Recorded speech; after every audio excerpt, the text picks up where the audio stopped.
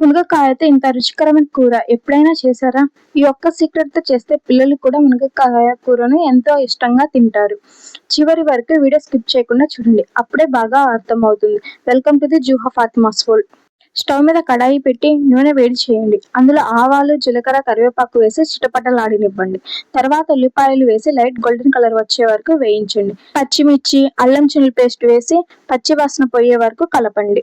తర్వాత టమాటా ముక్కలు వేసి మెత్తగా ఉడికించండి. ఇప్పుడు ఇందులో పసుపు, ఉప్పు వేసి కలపండి.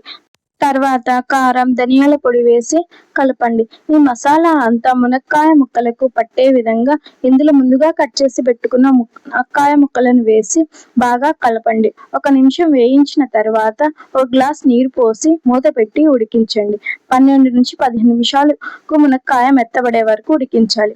చివరగా కొత్తిమీర చల్లి స్టవ్ ఆఫ్ చేయండి. అంతే, వేడివేడి అన్నంలో నెయ్యితో తింటే ఈ మునగకాయ కారం కూర రుచి అద్భుతంగా ఉంటుంది. ఈ రెసిపీ మీకు నచ్చితే లైక్ చేయండి, మీ స్నేహితులకు షేర్ చేయండి. ఇలాంటి మరెన్నో రుచికరమైన వంటల కోసం జుహా ఫాతిమా వరల్డ్ ఛానల్ తప్పకుండా సబ్స్క్రైబ్ చేయండి.